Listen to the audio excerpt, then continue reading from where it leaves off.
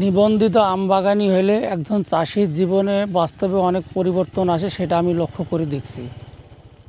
আগে আমার বাজারটা ছিল অনিশ্চিত, মধ্যস্থতা ভুগিও ছিল, লোকসানও ছিল। এখন আমার বাজারটা নিশ্চিত, এখন সম্মানও পাই, ন্যায্য দামও পাই, আলহামদুলিল্লাহ।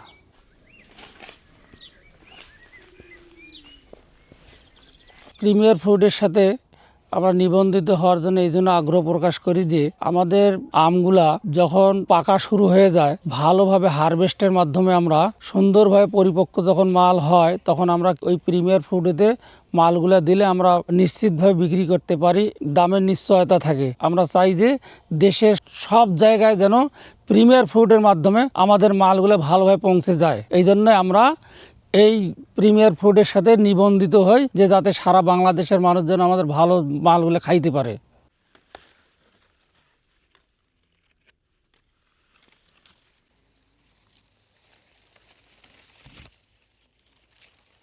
এখানে আমার প্রায় 350 শতক জমির মধ্যে আম বাগান আছে।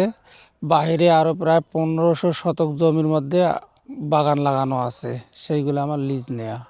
প্রিমিয়ার ফুডের সাথে চুক্তিবদ্ধ হওয়ার আগে আমি যখন আম ব্যবসা করতাম, বিভিন্ন ধরনের বৃষ্টি, ঝড় বৃষ্টির কারণে অনেক সময় আম বিক্রি হইতো না, আবার ঘুরিয়ে আসা লাগতো, দামও পাইতাম না। এবং রংপুরে অনেক সময় বাজার খারাপ থাকতো, আম বিক্রি হতো না, আম পচে যাইতো। তারপরে প্রিমিয়ার ফুডের সাথে চুক্তিবদ্ধ হওয়ার পর আমি নিশ্চিতভাবে আম বিক্রি করার একটা জায়গা পাইছি। এই জন্য এখন আর আম নিয়ে বেশি চিন্তা করি না। 2018-19 সালের দিকে আমার যে সমস্ত বাগান ছিল, এই বাগানগুলোতে আমি লক্ষ্যমাত্রা ধরছিলাম যে আমি প্রায় 18 লক্ষ টাকার আম বিক্রি করব। কিন্তু পরবর্তীতে বাজার ভালো না পাওয়ার কারণে আমি এই 18 লক্ষ টাকার আম প্রায় 12 লক্ষ টাকায় আমি লস খাইছি, 6 লক্ষ টাকা তুলতে পারছি। এই জন্য মাঝতে আমার বাগানের ব্যবসা অনেক কমে গেছিল। কিন্তু পরবর্তীতে চিন্তা করে দেখলাম যে যেখান থেকে লস হয়েছে সেখান থেকেই টাকাটা তোলা যায় কিনা। এই মর্মে আমি আবার নতুন করে কিছু বাগান নিয়ে শুরু করি।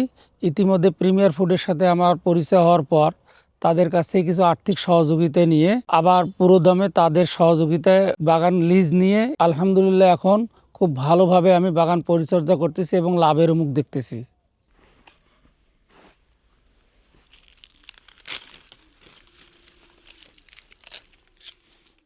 আমি এর আগে বিভিন্ন ধরনের কীটনাশকের মাধ্যমে আম পরিচর্যা করে আম চাষাবাদ করতাম, কিন্তু প্রিমিয়ার ফুডের সাথে তাদের সাথে চুক্তিবদ্ধ হওয়ার পর, নিবন্ধিত হওয়ার পর আমি তাদের কাছ থেকে দেখলাম যে তারা অর্গানিক পদ্ধতিতে আম চাষ করে, তারা নিজেও অর্গানিক পদ্ধতিতে আম চাষ করে এবং তাদের দেখা দেখি আমি এখন বর্তমানে অর্গানিক পদ্ধতিতে আম চাষ করতেছি, যেখানে কীটনাশক কিংবা অন্য কোনো কিছুর ব্যবহার নাই।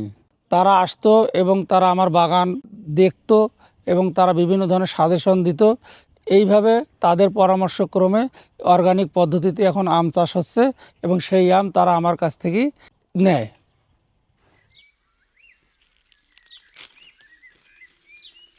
এই বাগান আমাকে নিশ্চয়তা দিয়েছে, আমাকে সাহস দিছে। আমার প্রয়োজনে আমার পাশে ছিল প্রিমিয়ার ফ্রুটস, তাই আলহামদুলিল্লাহ এখনো বাগান করছি, ভবিষ্যতেও নিবন্ধিত থাকবো ইনশাআল্লাহ।